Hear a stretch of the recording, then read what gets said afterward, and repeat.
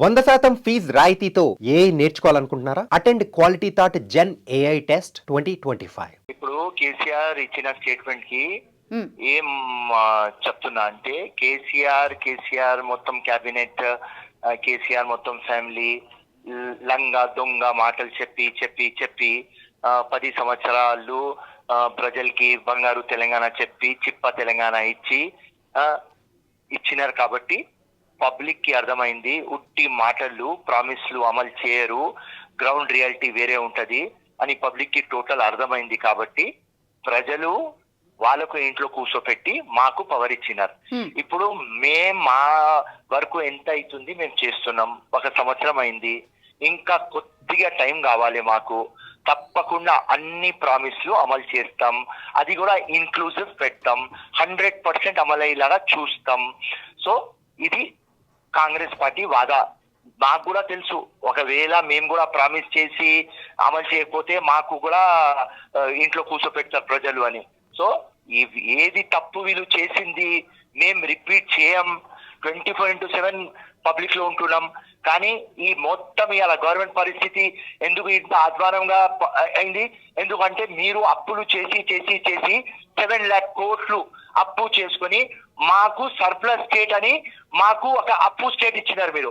So మా ప్రామిస్లు అమలు కొద్దిగా ఎందుకు అయితలేవు అంటే మీరు అప్పులు చేస్తారు కాబట్టి, మాకు అప్పు దొరకలేదు కాబట్టి, మా దగ్గర డబ్బులు లేవు కాబట్టి ప్రజలకి దొరకలేవు. సో ఈ మొత్తం చేసిన లంగ పనులు ఎవరు? కేసీఆర్ అని కేసీఆర్ టీం అంతే. కానీ కాంగ్రెస్ పార్టీ మరి తెలీదా? కాంగ్రెస్ పార్టీకి అన్ని తెలిసే కదా, ప్రామిస్ చేసిర్రు. మరి అవన్నీ కూడా ఇప్పుడు పబ్లిక్ అడుగుతున్నారు కదా, మీ మీద వ్యతిరేకత వచ్చింది కదా, ఇక మేము రంగంలోకి దిగబోతున్నామని చెప్తున్నారు. అరే రంగంలో దిగాలి, మీరు ఒక హెల్తీ అపోజిషన్ ఉండాలి. మీరు ఫామ్ హౌస్ లో ఉట్టి కూర్చోవద్దు, పబ్లిక్ లో మీరు ఉండాలి. పబ్లిక్ లో పోదాం, పబ్లిక్ మీద ఇస్తాం. మాకు తెలుసు అప్పు ఉన్నది అని, కానీ ఎంత అప్పు? 3 లక్షల కోట్లు అనుకున్నాం. కానీ వచ్చి కూర్చున్న తర్వాత చూస్తే అది 7 లక్షల దాకా వెళ్ళిపోయింది. సో మాకు అందాగా ఉన్నది మీరు అప్పులు చేస్తారని, కానీ ఇంత దొంగతనం చేస్తారని మాకు తెలియదు కదా అమ్మా. సో ఇవాళ స్టేట్ పరిస్థితిలో ఏదైనా స్కీమ్ అమలు అయితే లేదు అంటే డబ్బులు లేవు. దానికి కారణం కేసీఆర్. కానీ కాంగ్రెస్ పార్టీ ఎందుకని పోల్ పెట్టింది ఒకటి, అందులో బీఆర్ఎస్ పార్టీనే కోరుతున్నారు ప్రజలు, మిమ్మల్ని కేవలం 25% కోరుతున్నారు. అదొకటి ఇప్పుడు ప్లస్ అయింది కదా. ఇప్పుడు కేసీఆర్ని ఎప్పటి నుంచో రావాలే మాట్లాడాలి అన్నారు, ఇప్పుడు వచ్చి మాట్లాడుతున్నారు. మరి మోస్ట్ వెల్కమ్. మేమేం చెప్తున్నాం, డెమోక్రసీలో అపోజిషన్ స్ట్రాంగ్ ఉంటేనే పబ్లిక్ కి మేల్ అవుతుంది. రైట్, వీళ్ళకు ఇప్పుడు లేచినారు, 1 సంవత్సరం తర్వాత లేచి ఇప్పుడు కేసీఆర్ మాట్లాడుతున్నాం. సంతోషం, పబ్లిక్ లో రండి మాట్లాడదాం. ఎక్కడ డిబేట్ పెట్టాలి, చర్చ పెట్టాలి, మేము సిద్ధంగా ఉన్నాం. ఎక్కడ కూర్చుందాం అంటే కూర్చుందాం. వాళ్ళు 10 సంవత్సరంలో ఏం పీకినారు, మేము 1 సంవత్సరంలో ఏం చేసినాం మాట్లాడదాం, ప్రజల మీద ఇద్దాం. ఒకవేళ మేము చేయకపోతే మా బతుకు కూడా మీలాగా కేసీఆర్ లాగా బస్ స్టాండ్ అయిపోతుంది. కానీ మీరు నిజంగానే ఆయన ఏమన్నాడంటే ఊర్లలోకి మిమ్మల్ని రాణిస్తలేడు అని డైరెక్ట్ కామెంట్ చేసిర్రు కేసీఆర్. చేస్తారు. ఏదైనా సెన్సేషన్ ఉండాలి కదా, ఏదైనా టీఆర్పీ కోసం చేయాలి కదా. అన్ని మాటలు ఇంత దిల్ మీద తీసుకుంటే ఎట్లా? ఇప్పుడే వచ్చినారు కదా, వెరీ గుడ్, వి వెల్కమ్, రావాలి. రైట్, మాట్లాడండి, పబ్లిక్ లో పోదాం. రైట్, మేము తప్పు చేస్తే ఒప్పుకుంటాం, లేకుంటే వాళ్ళు తప్పు చేస్తున్నది వాళ్ళు జీవితం మొత్తం అట్లనే అపోజిషన్ లోనే కూర్చుంటాం. ఫిబ్రవరి ఎండింగ్ లో ఒక భారీ బహిరంగ సభ పెట్టబోతున్నారట. అప్పటి నుంచి కేసీఆర్ మొత్తంగా ఇక పార్టీని నడిపించబోతున్నారు, మీ మీద యుద్ధమే ఉండబోతోందని అనౌన్స్ చేసిరు. వాళ్ళ యుద్ధం కోసం ఎప్పుడు రామ్ రెడీ ఉంటాడు. రామ్ అంటే రేవంత్ రెడ్డి గారు ఎప్పుడు రెడీ. ఇది సో ఈ లంగ దొంగ పార్టీ ఏదైనా మాట్లాడితే అంత సీరియస్ తీసుకోకండి. రైట్, ప్రజల్లో పోదాం. Most welcome.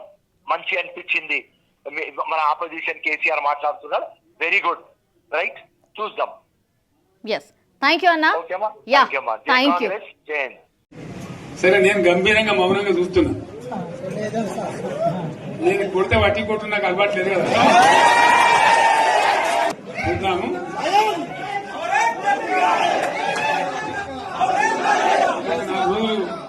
కానీ అన్నట్టుగా నేను చూస్తా ఉన్నా. కానీ మనోళ్ళందరూ కూడా ప్రతిపాదిస్తుంది ఏంటంటే ఒక సంవత్సరం జరిగిపోయింది. సంగమేశ్వర ఆన్నే పన్నది, బసవేశ్వర ఆన్నే పన్నది, పాలమూరు ఉత్పత్తుల పథకం ఆన్నే పన్నది, కాళేశ్వరం అట్లా ఎండబెడుతున్నారు.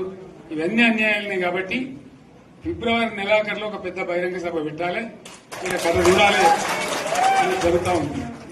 ఆల్రెడీ ఫిరోజ్ ఖాన్ కాంగ్రెస్ కి సంబంధించిన లీడర్ రియాక్షన్ మనం చూసాం. ఇప్పుడు బీఆర్ఎస్ కి సంబంధించిన లీడర్ కరాటే రాజు గారు అందుబాటులో ఉన్నారు. కరాటే రాజు గారు, మీ లీడర్ చాలా రోజుల తర్వాత బయటకు వచ్చిర్రు. ఐ థింక్ ఫస్ట్ ఖుషి ఉండింటది కదా మీకు? నమస్తే అండి. నమస్తే. ఖుషి అంటే మా ముఖ్యమంత్రి గారు ఒక ప్రజల వ్యక్తి అండి. ఒక ప్రభుత్వానికి వచ్చిన తర్వాత ప్రజలకు కాంగ్రెస్ పార్టీ ఏం చేస్తదని చెప్పేసి ఇన్ని సంవత్సరాలు వేచి చూసినటువంటి ఒక గొప్ప మహానేత. చేద్దాము, అవకాశం ఇద్దాము, అవకాశం ఇచ్చిన తర్వాత కాంగ్రెస్ పార్టీ పైన ప్రజల తీర్పు ఏ రకంగా ఉంటది, కాంగ్రెస్ పార్టీ పాలన పైన ప్రజల యొక్క మార్కులు ఏ విధంగా ఉంటాయి, సరే ఒకవేళ మంచిగా చేస్తారా చెడు చేస్తారా, ఈ ఓటములు గెలుపులు తెలంగాణ రాష్ట్రంలో గానీ రాజకీయాలలో కామన్, ఏ రకంగా ఉంటదని చెప్తే వ్యవస్థ మొత్తం కూడా కుప్పకూలిపోయింది. ఎక్కడ కూడా లేదు. తెలంగాణ రాష్ట్రంలో బీహార్ లాంటి పరిస్థితులు ఏర్పడ్డాయి. రోజు హత్యలు, ఆత్మహత్యలు, అత్యాచారాలు, ఉదయం నుంచి రాత్రి దాకా హైదరాబాద్ నడిబొడ్డులో కూడా కత్తులు తీసుకొని తలవార్లు తీసుకొని చచ్చిపోయినటువంటి పరిస్థితులు. ఏ క్షణంలో ఎవరు ఎక్కడ చేస్తారో తెలియదు, ఏ క్షణం ఎక్కడ దాడి జరుగుతుందో తెలియదు, ఏ క్షణం అంటే లా అండ్ ఆర్డర్ మొత్తం గాలికి వదిలేసి, గురుకులాలు మొత్తం కూడా గాలికి వదిలేసి, కేసీఆర్ గారి పాలనలో ఎవరెస్ట్ శిఖరం ఆకాశాన్ని అధిరోహించే పనులుండే. అప్పుడు తెలంగాణ యొక్క పతాకాన్ని ఆకాశం అంతా ఎత్తుకు తీసుకుపోతే రేవంత్ రెడ్డి గారు ఏం చేశారంటే అదే తెలంగాణ పథకాన్ని తెలంగాణ పేరును పాడపైన ఎక్కించిండు. ఇది పరిస్థితి. What is the difference between KCR and Revanth Reddy and మీరు నచ్చకనే మీరు ఓడిపోయినరు, మీరు అపోజిషన్ లో కూర్చున్నారు. ఇప్పుడు రేవంత్ రెడ్డి వచ్చిండ్రు. 10 ఏళ్ల పాలన చూసి విసిగెత్తే కదా ప్రజలు కాంగ్రెస్ వైపు పోయినరు. అప్పుడే సంవత్సరం లోపలనే ఇంత వ్యతిరేకత మీరు ఎక్స్పెక్ట్ చేసిరా? సౌమ్యారెడ్డి గారు, నేను ఒక మాట చెప్తాను. నేను చెప్పిన మాట కాదు, అరిస్టాటిల్, మాకియావెల్లి, పెద్ద పెద్ద రాజకీయ తత్వవేత్తలు చెప్పినటువంటి మాట మీకు ఒక చెప్తానండి. మనిషి ఆశాజీవి, మనిషి సంఘజీవి.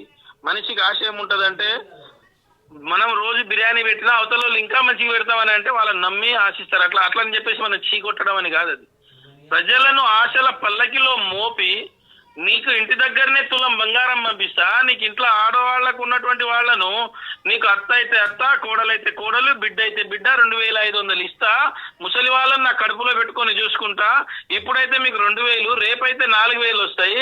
రైతులు మొత్తం కూడా రేవంత్ రెడ్డి మన కేసీఆర్ పాలనలో బాగలేరు, నా పాలన వస్తే నేను రైతు రుణమాఫీతో పాటు రైతు భరోసా కింద మీకు 15,000 ఎకరాకి ఇస్తా అని చెప్పేసి మాట్లాడినటువంటి మాటలు, డేట్లు, డెడ్ లైన్లు పెట్టినటువంటి చరిత్ర కాంగ్రెస్ పార్టీ. ఈ రోజు కాంగ్రెస్ పార్టీకి డెడ్ లైన్ పెట్టేసి రైతులు తెలంగాణ ప్రాంతంలో.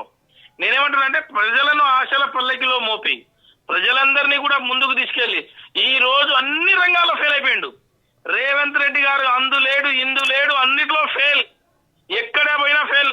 జీరో అవగాహన, పరిపాలన పైన జీరో అవగాహన, లా అండ్ ఆర్డర్ పైన జీరో అవగాహన, గురుకులాల పైన జీరో అవగాహన, విద్య పైన, వైద్యం పైన ప్రతి దగ్గర కూడా జీరో అవగాహన, జీరో పాలన. తెలంగాణ రాష్ట్ర జీడిపి భవిష్యత్తు కాలంలో వాయువేగంతో కిందికి వచ్చినా కూడా మనం చెప్పాల్సినటువంటి ఇది ఉంటుందండి. అంటే పరిస్థితి ఎట్లా ఉందంటే రేవంత్ రెడ్డి గారి పాలన గుడ్డెద్దు పోయి షేర్లో పడ్డట్టే ఉంది తప్ప ఇంకేం లేదు. మరి మొత్తం అప్పుల రాష్ట్రంగా మార్చేసిండ్రు. అప్పులు తీర్చడానికే మొత్తం అంటే డబ్బులే సరిపోతలేవు, కొత్త అప్పు ఉడతలేదు. ఏం చేయాలా, ఎట్లా చేయాలని ఆలోచన చేస్తున్నామని చెప్తున్నారు కదా, ఒకటి సరి చేసుకుంటా పోతున్నామని చెప్తున్నారు కదా, అవేమి జరగట్లేవంటారా? ఈ రాష్ట్ర ముఖ్యమంత్రికి, ఆర్థిక శాఖ మంత్రికి సిగ్గుండాలండి. నేను ఈ పదం వాడుతున్నందుకు క్షమించాలి. సిగ్గుండాలి వీళ్ళకు. ఎవరండి వీళ్ళు? గత ప్రభుత్వంలో ప్రతిపక్షంలో ఉన్నది ఎవరండి? గతంలో కాగ్ నివేదికలు చదివింది కంట్రోలర్ ఆడిటర్ జనరల్ గాని? గతంలో ఎవరండి పిఎస్సికి సంబంధించినటువంటి పనులు చేసింది గాని? అంటే పిఎస్సికి సంబంధించి లెక్కలు చూసింది మీరు, కాగ్ రిపోర్ట్ మీరే అన్నారు. ఇగో ఇన్ని అప్పులని ఉన్నారు మీరే. అప్పుడు గుడ్డిగాడు పడుదోనికి పోయారు. మరి రాష్ట్రంలో అప్పులు ఉన్నాయి సంగతి మీకు తెలియదా? ఓ 3-4 లక్షల కోట్లు. మరి మీరేం చేస్తున్నారండి? మీరేం అప్పు చేయకుండా ఈ రాష్ట్రాన్ని ఏమైనా చేస్తున్నారా? మీరేం చేస్తున్నారని? మీరేం వెలగా పెడుతున్నారని? ఈ ఒక్క సంవత్సరంలో మీరు వచ్చినటువంటి 13-14 నెలల కాల వ్యవధిలో మీరు చేసినటువంటి అప్పుల చెప్పమంటారా చిట్ట 1,35,000 కోట్ల రూపాయలు చేసి ఏం చేసిరండి? మీరు ఏం కొత్త ప్రాజెక్ట్ కట్టిర్రు? ఎక్కడ బసవేశ్వర ఏడ ఉంది, కాళేశ్వరం ఏడ ఉంది, పాలమూరు రంగారెడ్డి ఎత్తిపోతలు ఎక్కడ ఉంది, దిండి ఎక్స్టెన్షన్ ఎక్కడ ఉంది, SLBC Srisailam left bank canal ఎక్కడ ఉంది? చిన్న 100-200 కోట్లు ఖర్చు పెడితే కల్వకుర్తి, నెట్టెంపాడు, భీమా, కోయల్ సాగర్ ప్రాజెక్టులు పండుకొనే ఉన్నాయి కదా. సరే, ఇప్పటి వరకు మీ లీడర్ రాలేదండి. జస్ట్ ఒక సర్వే అయిన తర్వాతనే మీ లీడర్ బయటకు వచ్చిండు. ఎందుకని? అంతకంటే ముందు రావచ్చు కదా, ప్రజల పక్షాన పోరాటం చేయొచ్చు కదా. కేవలం కేటీఆర్ అండ్ హరీష్ రావు మాత్రమే పాపం పార్టీని పుష్ చేసే ప్రయత్నమే జరిగింది. ఇప్పుడు ఒక పోల్ పెట్టిన తర్వాత బీఆర్ఎస్ వైపు ప్రజలు ఉన్నారని తెలుసుకున్న తర్వాత ఇప్పుడు బయటకు వచ్చిర్రా కేసీఆర్ గారు? మరి కేసీఆర్ గారు వీరుడండి. కేసీఆర్ గారు ప్రజల పక్షం. కేసీఆర్ గారు ఎప్పుడు కూడా ప్రజల ఆలోచన. గతంలో ఈ నాయకులు ఇదే నాయకులు ఏమన్నారు, మేము కుర్చీ చదువుకోలే, మేము బట్టలు జరుపుకోలే, కుర్చీ ఏడుందో తెలియదు, మాకు ఏడు ఉన్నాయో తెలియదు, లంకె బిందె ఏడున్నాయో కూడా తెలియదు, మాకు అప్పుడే కేసీఆర్ పట్టుకుంటాడా, మమ్మల్ని కనీసం పాలన చేయడా, కొత్త పెళ్లి అయిపోయినా ఒకటే రోజు కొడుకులు పుడతారా అన్నట్టు మాట్లాడినటువంటి కాంగ్రెస్ నాయకులు సంవత్సర కాలం పాటు కేసీఆర్ గారు టైం ఇచ్చారు. సఫిషియంట్ టైం ఇచ్చారు. సంవత్సర కాలంలో నీళ్ళేంది పాలేంది తేలిపోయింది. తెలంగాణ ప్రజలకు చేతనయ్యేది ఎవరు, దద్దమ్మలు ఎవరు, దరిద్రులు ఎవరు, ఈ రాష్ట్రాన్ని పైకి తీసుకుపోయే వాళ్ళు ఎవరు, కిందికి తీసుకుపోయే వాళ్ళు ఎవరు, ఈ రాష్ట్రంలో ఉన్నటువంటి రైతులు కానీ, భూములు కానీ, రియల్టర్లు కానీ, కరెంటు కానీ, ప్రతి విషయంలో నేను చెప్తున్నానండి. సౌమ్యారెడ్డి గారు మీరు స్టూడియోలో కూర్చొని ఉన్నారు. ఏ రోజు కరెంటు పోలేని కరెంటు ఆనాడు కేసీఆర్ గారి పాలనలో కరెంటు పోతే న్యూస్ 2 నిమిషాలు కరెంటు పోయింది కేసీఆర్ గారు చూసిరా, 24 గంటలు అంటున్నారు 2 నిమిషాలు పోయిందని చెప్పేసి ఆ రోజు అవహేళన చేసినటువంటి వాళ్ళు. ఈ రోజు కరెంటు పోని పల్లె ఉందా, కరెంటు పోని ఊరుందా, మోటార్ కాలని ఊరుందా? మోటార్లు మీటర్లు మొత్తం కాలిపోతున్నాయి, పట్ట పిట్టల్లాగా లేచిపోతున్నాయి. మోటార్లు లేవు, మీటర్లు లేవు. పాతకాలం ఇందిరాకాలం లాంటి వాళ్ళు చెప్పారు అప్పుడే అన్నాడు, ఇందిరా లాంటి పాలన తెస్తా, ఇందిరాకాలం నిజమే అనుకున్నాం మేము. ఇందిరా పాలన అంటే ఎమర్జెన్సీ పాలన తీసుకొచ్చారు, చీకటి రోజులు తెచ్చారు. 60 ఏళ్ల కిందట ఏదైనా ఇంకా పార్టీ రాతి యుగం ఉన్నదో రాతి యుగం వైపు తీసుకుపోయారు వీళ్ళ పాలన. ఇప్పుడు ఒక సభనైతే అనౌన్స్ చేసిర్రు మీ లీడర్ వచ్చేసి, ఫిబ్రవరి ఎండింగ్లో ఒక సభ ఉండబోతోంది. అప్పటి నుంచి క్షేత్రస్థాయిలో ఆర్ మీకు అందుబాటులో కేసీఆర్ ఉండబోతున్నారని అనుకున్నారా? అండ్ సభ ఎందుకు, ఏ ఉద్దేశంతో పెట్టబోతున్నారు సభ? ముందుగా నేనేమంటున్నా సౌమ్యారెడ్డి గారు, కేసీఆర్ గారు మా ఒక్కరి లీడర్ కాదు, మనందరి లీడర్ ఒకటి. కేసీఆర్ గారు తెలంగాణ రాష్ట్రానికి మొదటి ముఖ్యమంత్రి, ఒక ఉద్యమకారుడు. మనం అందరం ఆయన సంబోధించుకోవడం ఉద్యమకారుడు అనుకోవాలి, తెలంగాణ ఉద్యమకారుడు, మొదటి ముఖ్యమంత్రి అని. మీ లీడర్ అంటే నాకు కొద్దిగా ఆడేడో ఇది అనిపిస్తుంది. He is our champion. సో నేనేమంటున్నా అంటే ఫిబ్రవరి చివరి నాటికి తెలంగాణ రాష్ట్రంలో ప్రజల యొక్క ఆకాంక్షను తెలపడానికి, తెలంగాణ ప్రజలు అనుకున్నటువంటి వ్యవస్థను ముందుకు తీసుకుపోవడానికి, అన్ని రంగాల్లో విఫలమైన తెలంగాణ కాంగ్రెస్ పార్టీని కానీ, తెలంగాణ ముఖ్యమంత్రిని కానీ, అన్ని రంగాల్లో కూడా చిమ్మ చీకటికి, అంటే ఏదైతే చీకటి రోజులను గుర్తు చేస్తున్నటువంటి ఈ పాలనను వాళ్ళను కళ్ళు తెరవడానికి, వాళ్ళకి ఏదైతే తెలంగాణ ప్రజలు మ్యాండేట్ ఇచ్చిర్రో పరిపాలన చేయమని చెప్పేసి, వాళ్ళను ఏది చేయాలని చెప్పేసి ప్రజలను ఇంకొక శంకారావం పూరించడానికి కేసీఆర్ గారు ఒక శంకారావాన్ని ఉదిరు. ఖచ్చితంగా ఇది మళ్ళొక తెలంగాణ ఉద్యమం, ఇంకొక తెలంగాణ ఉద్యమం లాంటి ఉద్యమాన్ని రేపు జరగబోయే ఫిబ్రవరి కార్యక్రమం భారీ బహిరంగ సభ నాంది పలకబోతుందని చెప్తున్నా. ఈ కాంగ్రెస్ నాయకుల యొక్క కల్లిబొల్లి మాటలు, ఈ కాంగ్రెస్ నాయకుల చేతగాని పాలన, ఈ కాంగ్రెస్ నాయకుల దద్దమ్మ సన్నాసుల పాలనను మళ్ళీకొకసారి ప్రజల రూపాన ప్రజాస్వామ్యయుతంగా ఈ యొక్క వాళ్ళ యొక్క నిరసనను ఖచ్చితంగా ఈ భారీ బహిరంగ సభ ద్వారా చూపబోతున్నారు. కేసీఆర్ గారు ఇలాంటి లక్షలాది మంది భారీ బహిరంగ సభతోటి కేంద్ర ప్రభుత్వ పార్లమెంటును ఢిల్లీ మెడలోంచినటువంటి చరిత్ర కేసీఆర్ గారిది. ఈ కాంగ్రెస్ పార్టీ, ఈ రేవంత్ రెడ్డి, ఈ బుడ్డర్ ఖాన్లకు 1 నిమిషం పని కాదు, 2 నిమిషాల వాళ్ళని ఖచ్చితంగా వాళ్ళను ప్రజా పాలన ఏ రకంగా చేయాలనో ఈ యొక్క సభ ద్వారా ఖచ్చితంగా మేము చెప్పబోతున్నాం, వాళ్ళను కళ్ళు తెరిపించబోతున్నాం. థ్యాంక్ యూ అండి, థ్యాంక్ యూ సో మచ్.